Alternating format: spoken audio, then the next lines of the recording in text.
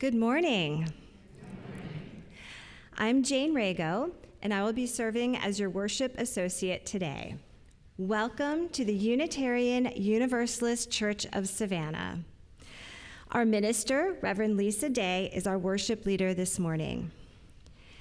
Here at the UU Church of Savannah, we are working to build a diverse, multicultural, and beloved community. We celebrate the presence and participation of people of all races, genders, sexual orientations, abilities, nationalities, and ethnicities. We warmly welcome you on YouTube and on site, whoever you know yourself to be, and wherever you are on your journey. If you are visiting with us this morning and you would like to introduce yourself, please rise or raise your hand. Milne will bring a microphone over. Are there any visitors on this side? Hello, I'm Keith Sawyer. I'm visiting from Community Church of Chapel Hill, which is Unitarian Universalist.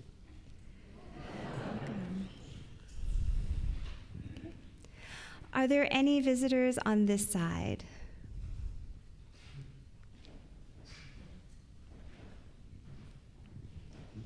Hi, I'm Vanessa Martinson-Bothfield. This is my wife, Tracy. About 18 months ago, we came here to check out your church and check out Savannah, and we have now officially moved here, so we are no longer visitors. Wow, welcome. Okay. If you are looking for a new faith community, we encourage you to visit several times, get a feel for our worship style and our approach to matters of faith and religion. It's so good to have you all with us. Please join us in Ron Hall afterwards for refreshments. You can follow people out this door, out the main door, or ask Milne or Tom, our ushers. After the offering, we will sing a short response, and the lyrics to this are printed in the order of service. There are 2 cards in the pew back in front of you to help us gather information for the good of our community. Use the QR code on the rainbow chalice card to sign up for our newsletter, bless you, and to gather information, and to receive a welcome letter from our minister. And if you prefer, you can fill out the card by hand on the back. The card with the red heart and chalice is to share a joy or a sorrow. If you fill out either of these cards, please put them in the collection basket a little bit later. Church announcements are emailed to members and friends on Tuesdays and Fridays. Check your email for complete details about the following. Get active and UU the vote. Georgia is one of the few states in the country where UUers will be canvassing door to door before the election. Contact Bob Shuey in Social Justice if you'd like to sign up and participate. His email can be found in the blast or afterwards in Ron Hall. I can give it to you. Religious education is seeking helping hands. Come enjoy our mixed age classrooms and have fun with our wildly amazing and creative next generation of UUers. Reverend Lisa will be out of town September 19th to the 23rd, but will be checking emails. Please contact our illustrious president, Steve Hutter, if you have any urgent matters. And finally, a note from our amazing ushers this morning: please don't forget your umbrellas on the way out of service. With the lighting of our chalice, symbol of our Unitarian Universalist faith, we enter into sacred time. Our chalice lighter this morning is Huxley Scott's eldest grandson, James Winston.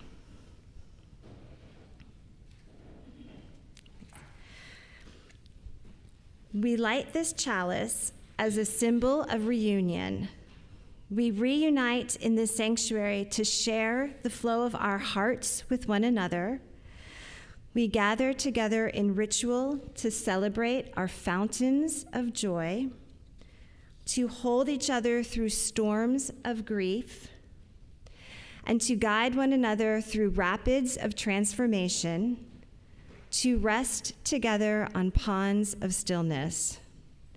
Together, we honor this spirit of water, its many forms, and its life-giving essence.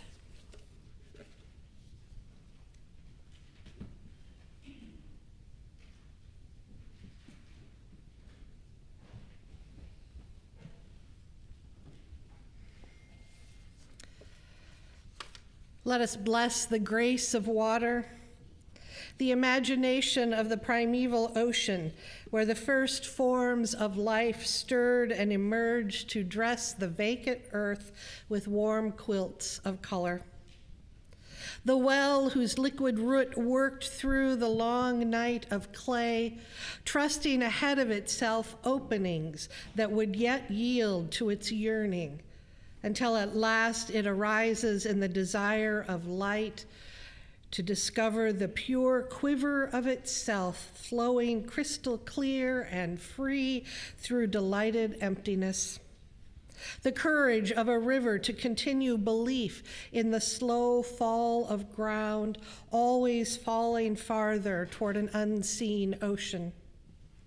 Tide stirred by the arrows of the moon, drawn from that permanent restlessness, perfect waves that languidly rise and pleat in gradual forms of aquamarine to offer every last tear of delight at the altar of stillness inland. And the rain in the night driven by the loneliness of the wind. Let us bless the humility of water, always willing to take the shape of whatever otherness holds it. The buoyancy of water, stronger than the deadening downward drag of gravity. The innocence of water flowing forth without thought of what awaits it. The refreshment of water dissolving crystals of thirst. Water, voice of grief, cry of love in the flowing tear. Water, vehicle and idiom of all the inner voyaging that keeps us alive. Blessed be water, our first mother. Will you please rise in spirit or in body for our opening hymn number 209, Come You Longing Thirsty Souls.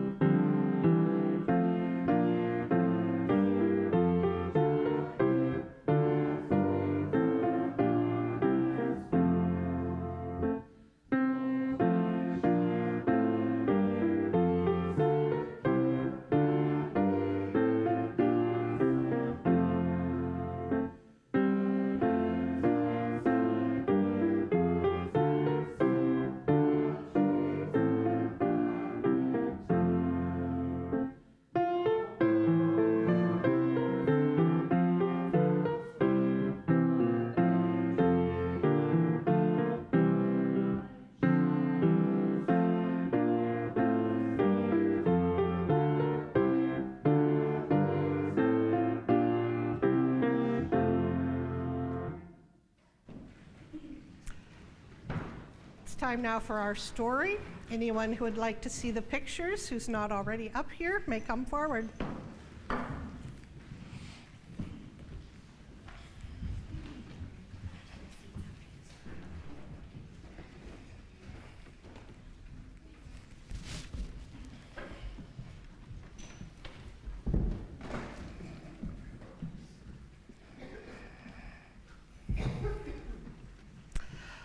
Our story this morning is called Water Boy.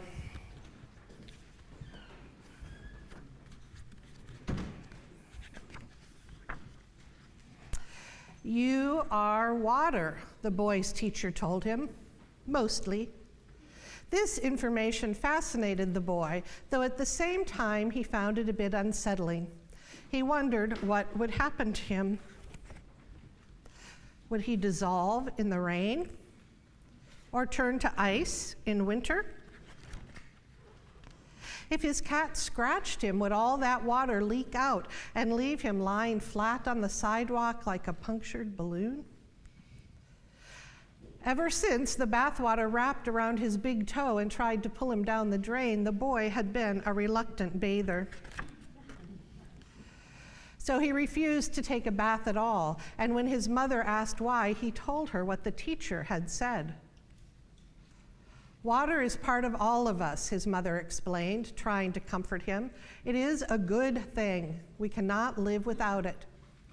After that, the boy was less afraid, and though he did resume bathing, he clung to the sides of the tub the whole time. As the days went by, water became more and more like a friend to the boy. When it rained, he put on his boots and went outside to play in the puddles. And if it didn't rain, he would fill up his boots with water and slosh around the house until his mother told him to stop. The boy was visiting his grandmother when she asked him what his favorite color was. Blue, he replied, so she knitted him a sweater the color of the ocean on a cloudless afternoon. He wore it nearly every day. Strange things began to happen. One evening, as he was helping with the dishes, the water from the fountain curled into letters that spelled his name. In the bath, the boy could push all of the water to one end of the tub, where it would stay until he nodded his head. It was a trick that came in handy on a school field trip to a world-famous waterfall when a little dog fell into the water and was in danger of being swept away. And at the pond in the park, when his sailboat tipped over and began to sink, a water spout picked it up and carried it back across the pond and gently placed it at the boy's feet. The boy spent a lot of time practicing water tricks. After much trial and error, he was able to toss water from a glass and have it come snapping back like a yo-yo. But the boy's favorite trick was to balance a drop of water on the tip of his finger. When he held it up close, he could see everything that lay at the bottom of the ocean. The boy discovered that he could squeeze gallons of rainwater into an old baby food jar. He placed the jar on his windowsill so the water could absorb energy from the sun. He conducted experiments. The boy found that just one drop of water from the jar could clear up a bottle of the densest ink. 2 drops would clean a large mud puddle. He took the jar to school one day to demonstrate water's strange power. On his way home, the boy was crossing a bridge when he heard a voice calling for help. The boy looked around. He was alone. Then he heard the cry again. He looked over the side of the bridge. There was no one there. The cry was from the river, begging to be made clean. The boy removed the jar from his school bag and carefully poured out one gleaming drop. When it splashed into the river, that single drop formed a sparkling blue ring that rippled steadily outward. The boy poured another drop and then another. Now the shimmering ripples reached from bank to bank. Slowly, the boy emptied the entire jar and watched as the river ran clear all the way to the ocean and beyond. Later, as the boy walked along the shore, a bottle washed up at his feet. Inside the bottle was a note with his name on it. "Thank you," the note said. The boy slipped the note into his pocket and continued on home. His bath would be waiting. Thank you for being good listeners. You may go back to your spot.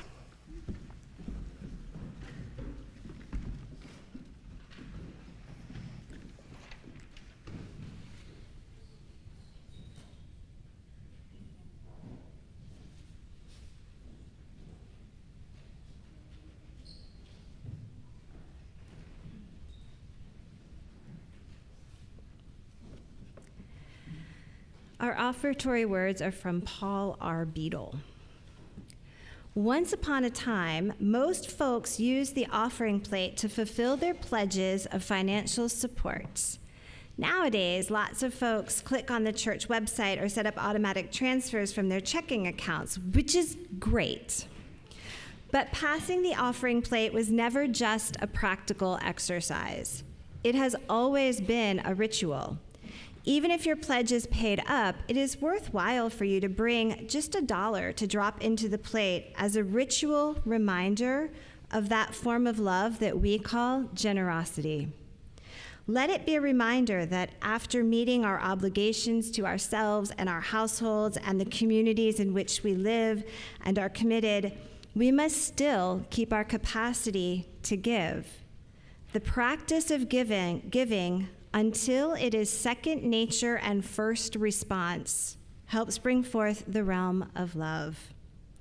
To donate via debit or credit card, please use the QR code on the back of the order or go to our website, uusavannah.org, and click on the donate button. Mailed checks are also welcome. Thank you for your generosity as together we build a better world. The gifts of the congregation will be most gratefully received.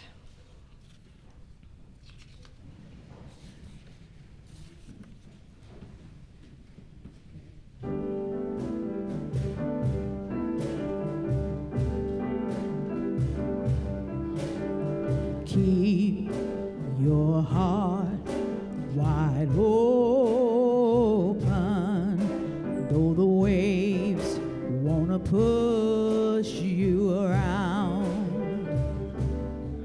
You've gotta keep your heart wide open until your faith brings you back to solid ground.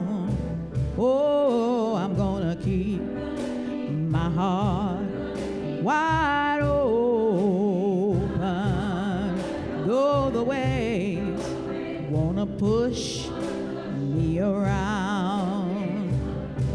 I'm gonna keep my heart wide open till my faith brings me back to solid ground. Oh, I'm gonna keep my heart wide open, yes, though the waves wanna push me around. Oh, I gotta keep my heart wide open, yes, until my faith brings me back to solid ground. You've got to keep your heart wide open, though the waves wanna push you around. Oh, we've got to keep our hearts wide open till our faith brings us back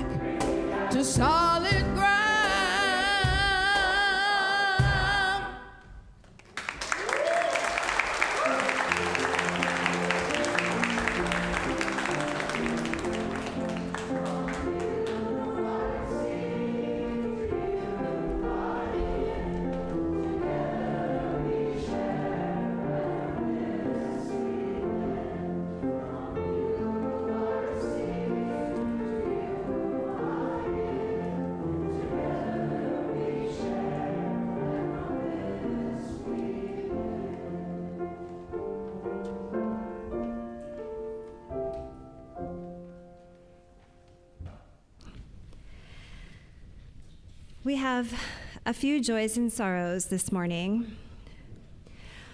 We grieve for our continued gun violence in this country, holding those in Appalachia, Georgia in our hearts at this time. And from Bethany Armstrong, a big thank you to Jimmy Keaton for changing my flat tire when I broke down on Highway 80. Jimmy was exactly the hero I needed. Let us hold all of our joys and our sorrows, spoken and unspoken, in our hearts as we join together in the responsive reading found in your order of service. Sorrow is everywhere. As we mourn together, so we celebrate and offer thanks. So may it be now and in all the days to come.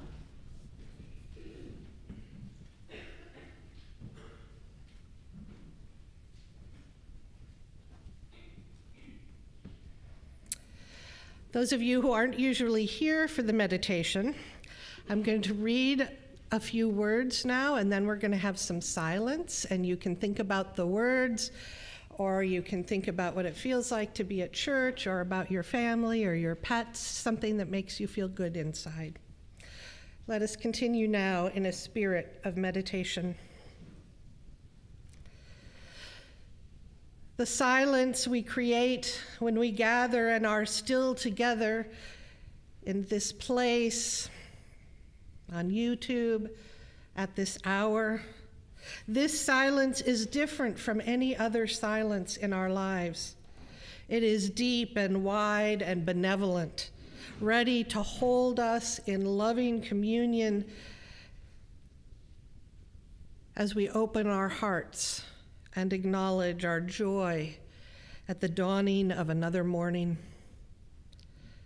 our gladness at being together, our delight in friendships of long standing and new ones yet unfolding, our sorrow at faces and voices gone from our gathering, from our families, from our communities, our fear of unknown futures, our regrets, our disappointments, and our deep thanksgiving for the blessing of this church in and through all the seasons and moods and experiences that together are our lives.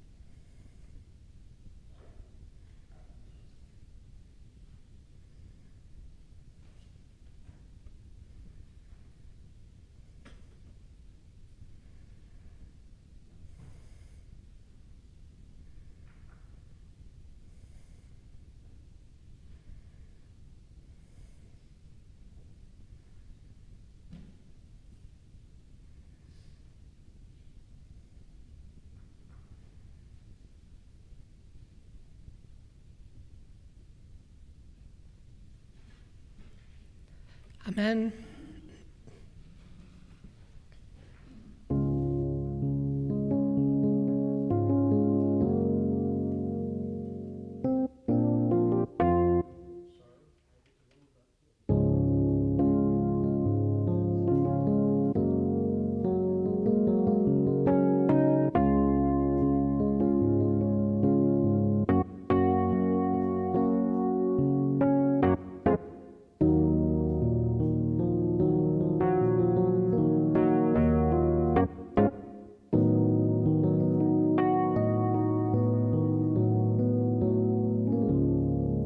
If loneliness surrounds you,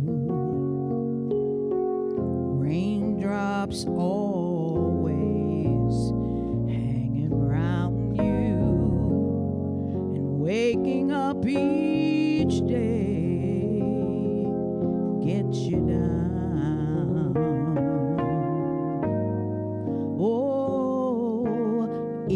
life that you're leading seems hollow, then maybe what you're needing is someone who will turn your world around. Just take my hand and walk with me a while. Let me teach you how to smile, and I will show you skies where gentle breezes blow,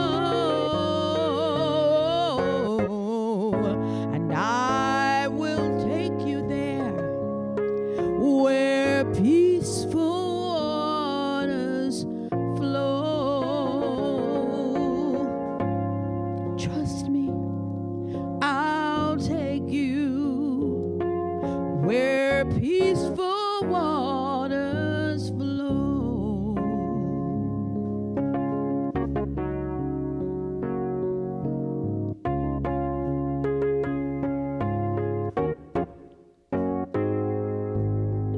Now if the sunshine hurts your eyes, then it's time for you to realize that beyond this moment lies a better day, a brighter day. And if you let me, I will guide you. I'll always be there, right there beside you. I'll help you every step of your way. Just take my hand and walk with me a while. Let me show you how to smile, and I will show you skies where gentle breezes blow, and I will take you there where peaceful waters flow. Just trust me, I will take you where peaceful waters flow. Come and walk with me. We can go where peaceful waters flow.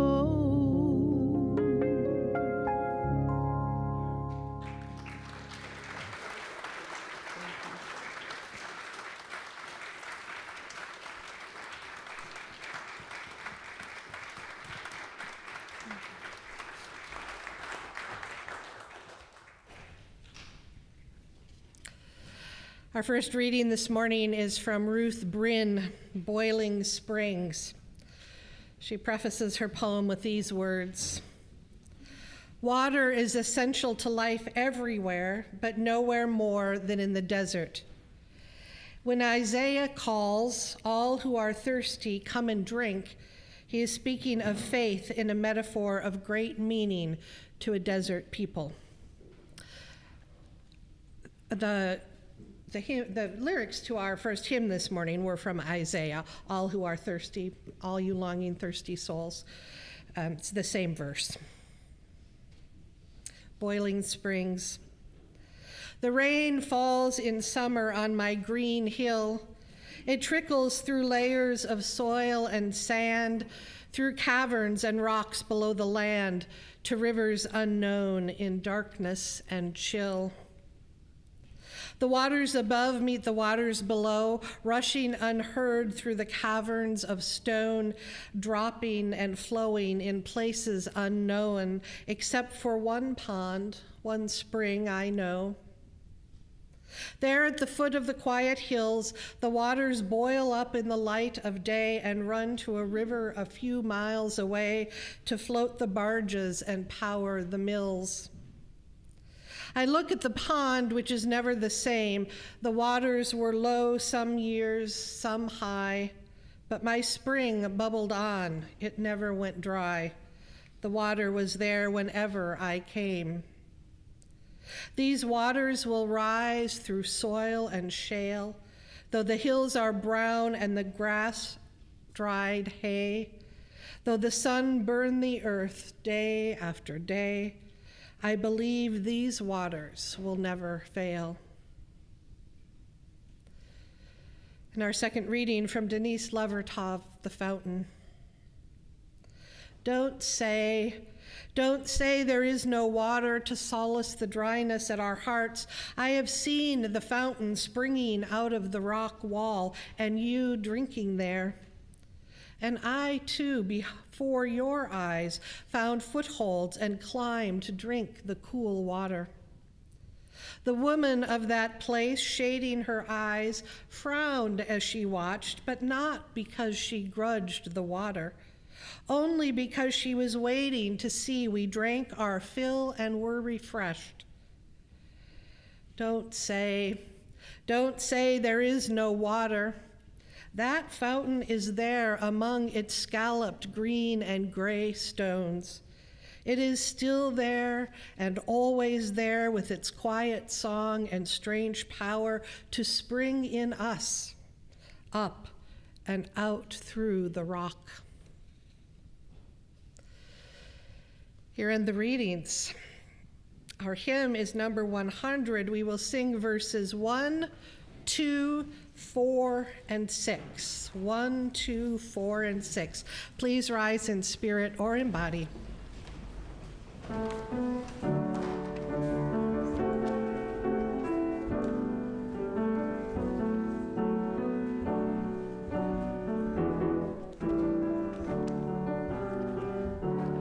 I've got peace like a river. I've got peace like a river. I've got peace like a river in my soul. I've got peace like a river. I've got peace like a river. I've got peace like a river in my soul. I've got joy.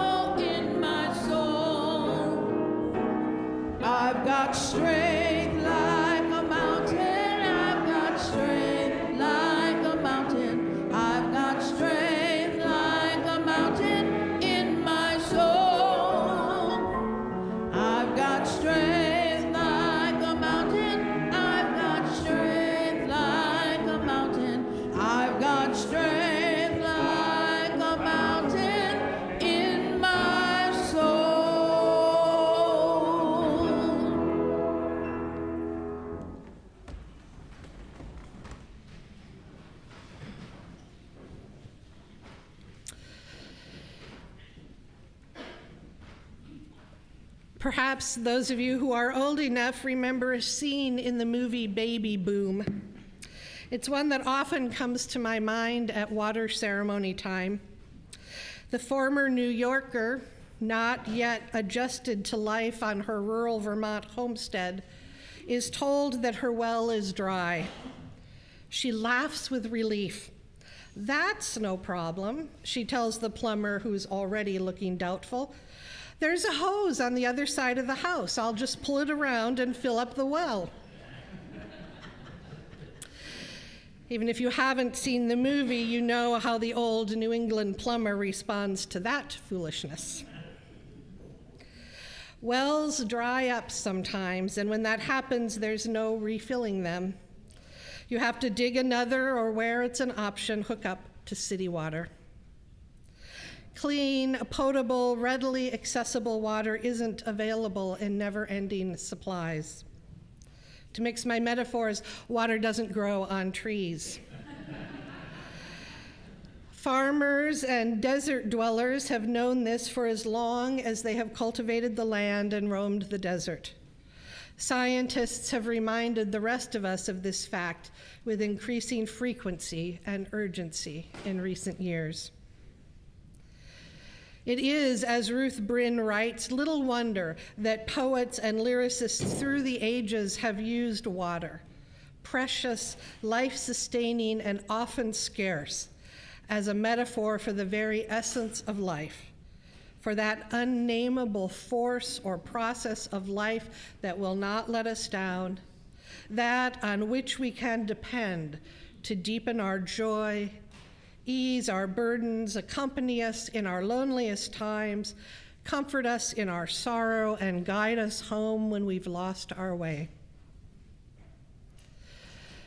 This morning's readings and this morning's hymns tell of water symbolizing peace and love and joy, of a fountain still there and always there, of springs where waters that will never fail to quench thirsty souls. It is one of the primary tasks we take up in life, to discover, each of us for ourselves, a source of never-failing living water. We must each discover what it is for us that flows or burbles forth, deep and pure and close at hand, ready at a moment's notice to quench our spiritual thirst, to satisfy our heart's longing for something we can't even name, to sustain our souls, just as food and liquid water sustain our bodies. Contrary to the words of Isaiah on which our opening hymn is based, I don't believe that rain and snow water earth for the purpose of serving humanity, though we are sustained by them. But that's a theological disagreement for another day. In order to be reliable and accessible to us in the moments when our spirits are parched, these metaphorical waters must ultimately be found close by, though the journey toward discovery may be slow, arduous, or circuitous. Along the way, we may drink from pools of fetid water, from wells that eventually run dry, or from springs that have been tainted. Alcohol and drugs may be ponds which seem to offer the thirst-quenching properties of pure water, filling emptiness, dulling pain, clouding memory, and elevating mood. But in the end, their waters prove to be adulterated. Work, material wealth, television, the internet, even some relationships suitable for their proper purposes, when misused or overused in attempts to solace our parched hearts, these too are wells that will dry up or turn stale. Each of us must discover our own source of unfailing, life-giving, spirit-reviving waters. While I can't predict what yours might be, I do know some places that have been proven to be such founts for others. Art, authentic, messy, forgiving, loving, mutual relationships, nature, music, great and simple ideas that have stood the test of time, a personal spiritual practice, a balanced life of meaningful work, service, and play, and communities in which our spirits grow and deepen. Indeed, I believe that for many of us, the search for living waters, for springs that will never fail and fountains to solace our parched hearts, this search led us to churches and to religions. But the spring or fountains that quench a spirit's thirst can't be found in just any religion or church. If they could, most of us wouldn't be here. We'd be back in the churches or temples of our childhoods, those of us who weren't raised UU, that is, or those of our parents' childhoods or our grandparents' childhoods. Instead, we're here in this smallish congregation in a very small religious movement that is little known most places outside our own doors and difficult to explain, and that asks us to do hard spiritual and theological work for ourselves. We're here because we know or are beginning to believe that here we can drink and be satisfied. In the people and ideas, history and welcome, laughter and song and service of this community, we find our thirst abating. One way to understand all that we do as a church, from Sunday services to marching in the Pride and MLK Junior Day parades, volunteering with celebrating families to singing in the choir or working on building and grounds, from participating in covenant groups to providing hospitality, from Music Alliance to the Curbside Garden, from pledging our financial support to being part of the Anti-Racism Committee.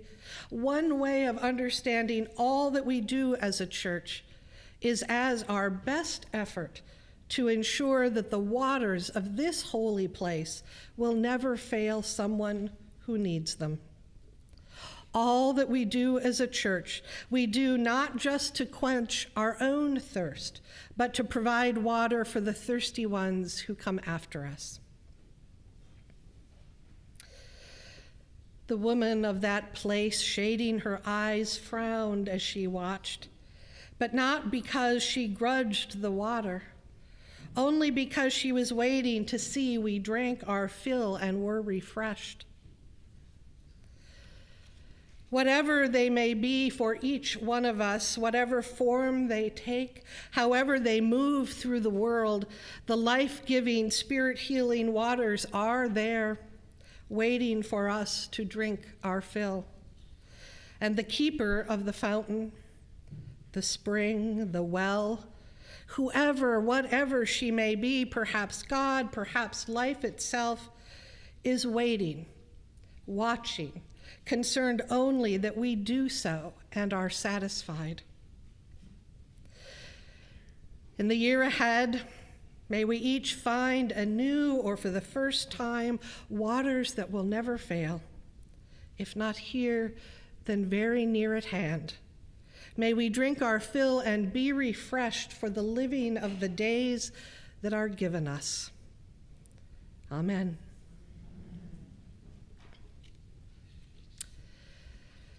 So a few weeks ago, when he was substituting in RE, Luke led the kids in brainstorming about water, and then Megan took those words, that brainstorming product, and created a poem that our children will read to us now.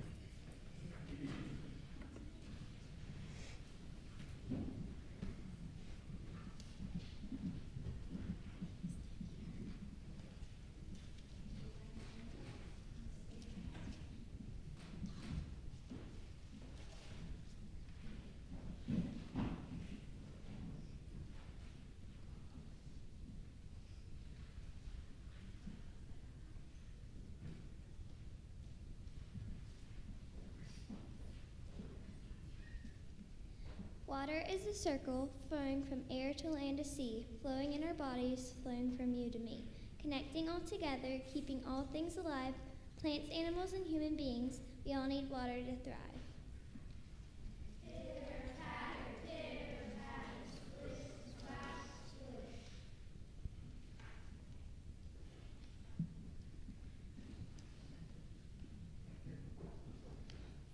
Water is a circle. We feel it every day. in the tiny dew on grass, in the ocean's mighty spray. We find it in our bodies, in our bellies, and in our brains. We drink it and we bathe in it.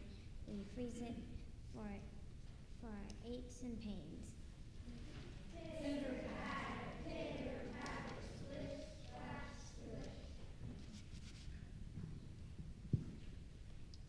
Water is a circle growing vegetables and fruits, fields of grain and cotton, nourishment for all the roots. Water is for fun, pools, beaches, slip and slides, from puddles in the rain to the ever-changing tides. Pitter, patter, pitter, patter, split, splat, split. Water is a circle, giving life to all. We must protect and treasure it and taste the rain when it falls.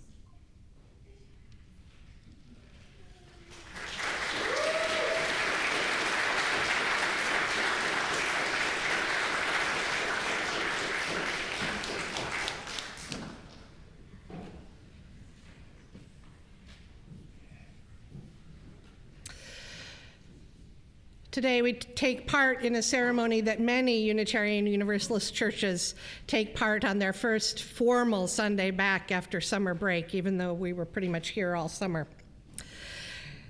If you didn't remember to bring water, we have some pitchers of spare water. Wherever you collected your water from, whether far from here or your kitchen, or you pour some from the pitcher, please pause for just a moment to reflect on its significance in your life. Is it most representative of a vacation or time spent in familiar, comfortable environs close to home? Did you gather at a time of great joy? Does it symbolize tears? As I did last year, instead of inviting you all to form one long line to make your aqueous offerings, I'm going to call you up in groups. People who brought their water symbolizing peace or joy, love, tears, birth, death, rebirth, home, or adventure. Peace, joy, love, tears, birth, death, rebirth, home, or adventure. I forgot to put them in the order of service. You get to decide when to bring your water up, and as always, you have the opportunity to tell us where your water came from or what it symbolizes. Please do speak into the microphone. It helps everyone here, especially those joining us on YouTube, even if you have a big voice. To honor the cycles of water and life in church, we will boil the water after today and store it in my study. It will be available throughout the year to use in child dedications and other life cycle blessings. Let the blessings begin now with our offerings and our stories. Please come forward if your water symbolizes peace, joy,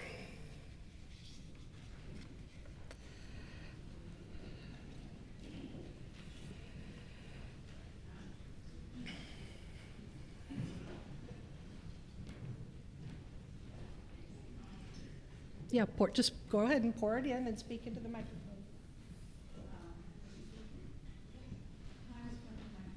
This summer brought me a great deal of joy among love and all of these other, but joy is the most prevailing.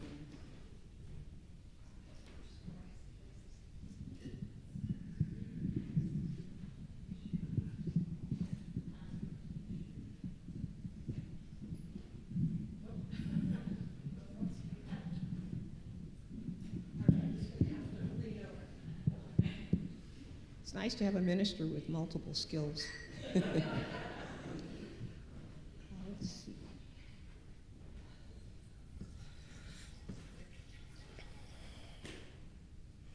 This water is from my kitchen, but it symbolizes the joy I felt when I traveled on the Great Blue Danube River this past summer to Austria, Germany, the Czech Republic, and Hungary.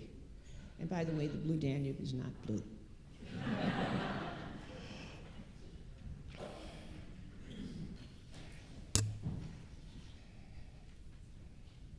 This water symbolizes joy for getting into safety patrol at my school.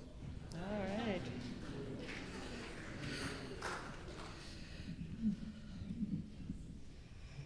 This water symbolizes the joy of new beginnings as we are making plans for our family.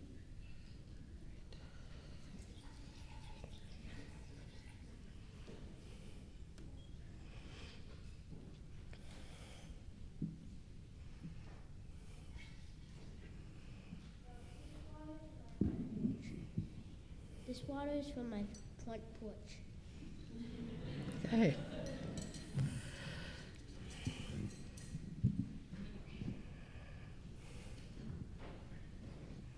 This water symbolizes a trip I took with my granddaughter recently out to the Utah Shakespeare Festival in Cedar City, Utah, and then to Las Vegas.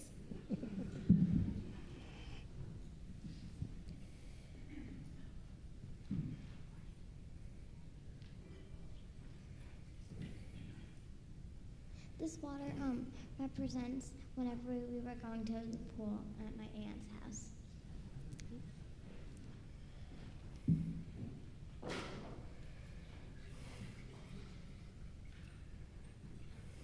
This water symbolizes from my school.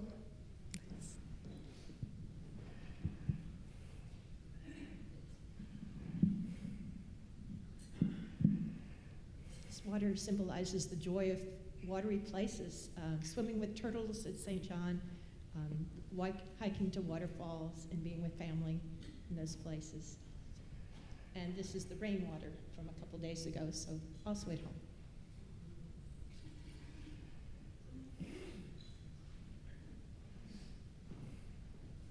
You only stole my thunder. This water is rainwater, and it represents the joy of bringing rebirth to my vegetable garden at home, but it also represents fun that we had in the U.S. Virgin Islands, swimming with turtles, snorkeling, with hiking with my boys in waterfalls in North Carolina, and just water in general. Enjoy the boating that I've done with people from the church. That's all. I better stop. Thank you.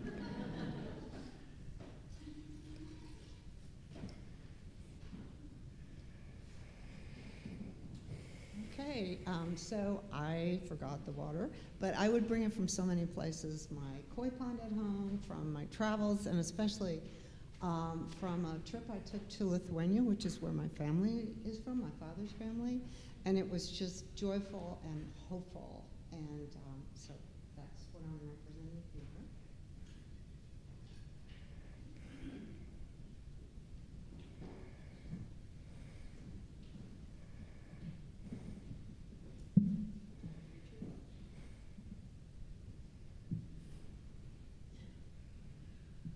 This is water that fell from the sky this morning to give life to the plants and animals and to make us happy about feeling the cycle of nature and life.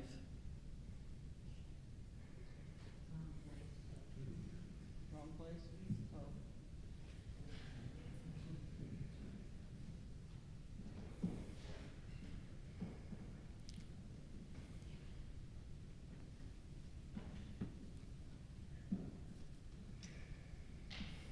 This water is from Lake Whitingham, Vermont, where we had joy and adventure with old friends. Nice. Please come forward if your water represents love.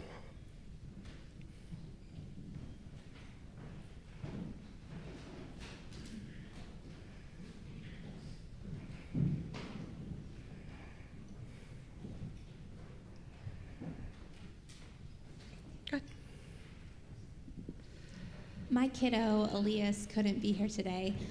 He and I are both immunocompromised, so we get sick kind of a lot. So back to school has some joy and some germs. But he said this morning that it's better to be sick on a rainy day because it makes you feel cozy. So he had me bring some rainwater, and it's in an ice cream container because he's eating a lot of that too.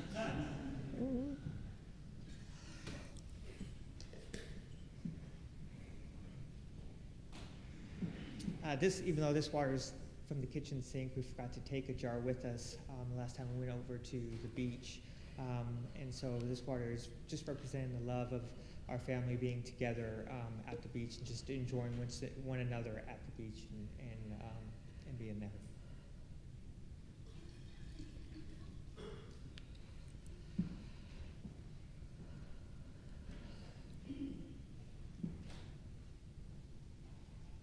This water is a stand-in for water I would have brought from the Wabash River when I visited my son in Indiana, and the love I have for him and his family.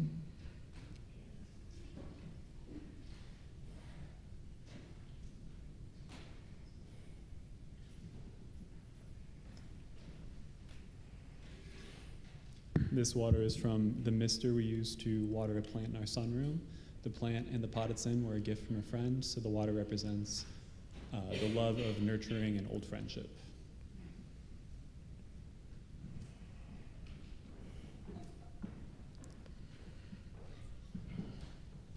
This water is from the side of our home, and it just represents the love and fullness that we have for our family and our friends, and especially for our little boy Miles.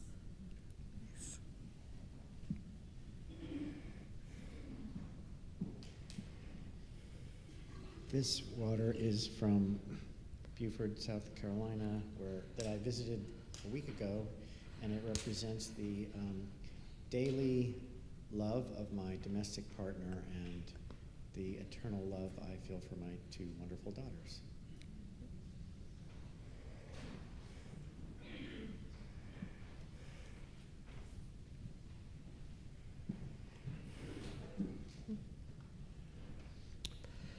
Yeah, this water is from my sink in the kitchen, and yeah, this is for Donna, who's still in the hospital.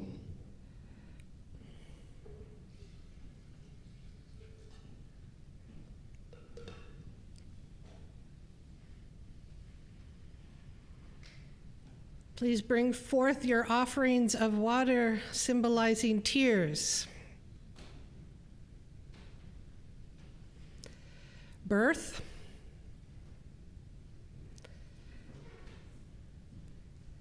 death,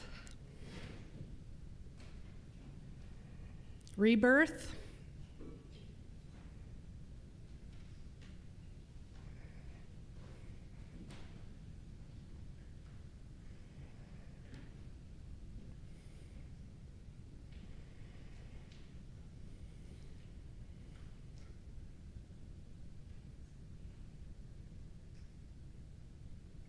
I'm so sorry, I've never opened it before. This water is from my past, but it's time to let that go and for rebirth, for us to move forward.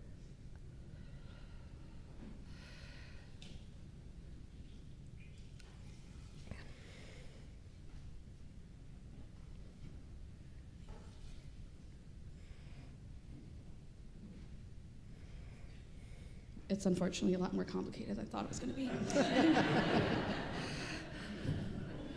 There we go. It's kind of messy, but maybe that's the point.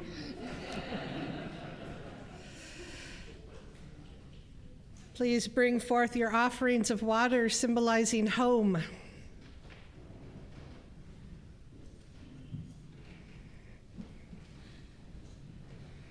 This is water from our refrigerator that replenishes us on our busy lives every day and gives us a safe place at home.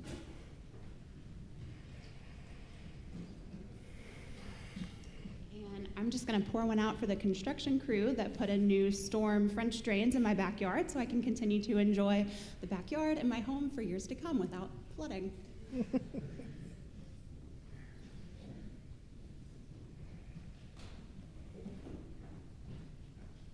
This water symbolizes the trips Roger and I took this year to Nashville, to camping trips to the Okefenokee, to Clark Hill, the 2 weeks in Maine, but there's no place like home.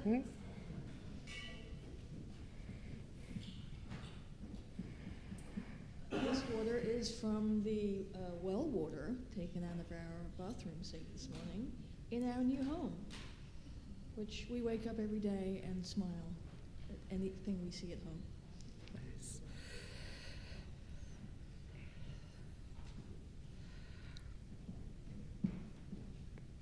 The weather worked with us today because these are also raindrops from our front porch in our lovely home here in Savannah.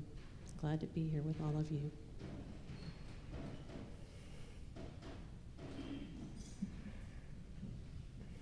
Well, I enjoy drinking sparkling carbonated water, so this water is from a can of Perrier sparkling carbonated.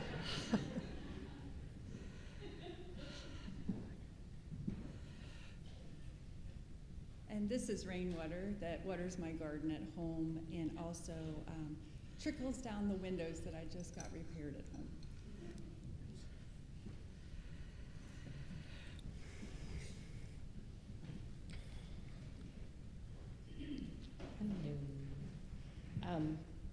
I just want to respect the hurricane season that we live in. I want to respect the waters that surround us in the sky and in the earth that bring changes, good and bad.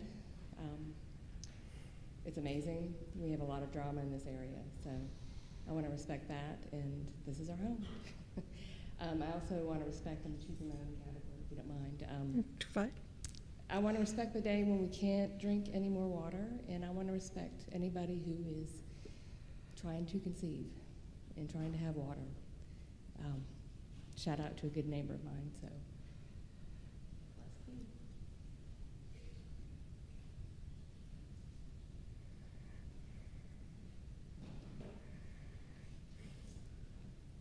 Previous two kind of previewed what I was going to say, which is one, this water is going to symbolize gratitude for home with new windows, and also keeping in mind all of our friends and neighbors who were impacted by Debbie.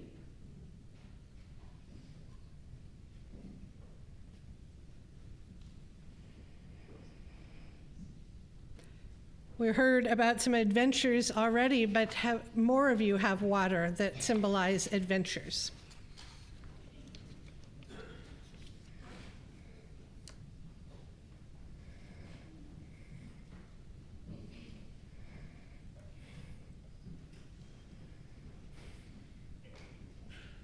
This is water from the Chilkat River in Haines, Alaska. Where we traveled down the river looking for moose and other critters, and basically just had a very wonderful ride. Didn't see too much.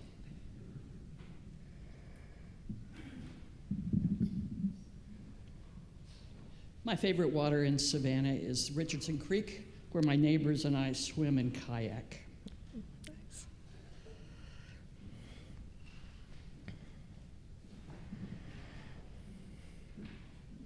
Symbolizes the adventure of soaking in the hot springs caves in Idaho Springs, Colorado.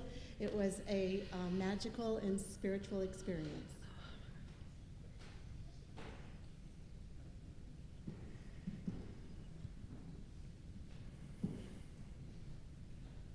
This water represents the travels of our summer. The Platya on the southern coast of Greece, where, as Joni Mitchell sang, the winds blow in from Africa. Rafting on the French Broad River in Asheville with my son and his family. And also on behalf of my daughter, who has the Caribbean after spending a 7-week internship in Honduras and is now backpacking in Costa Rica for the Pacific. Backpacking alone, I might add. I'm very proud of her.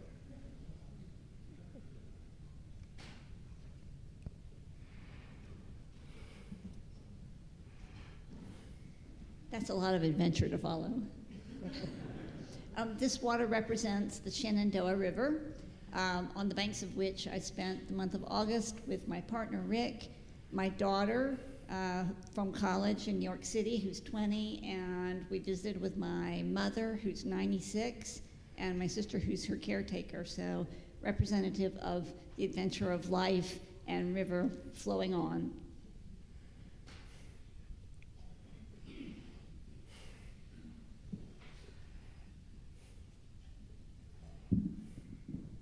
This water represents my mom's hometown in Lynchburg, Virginia.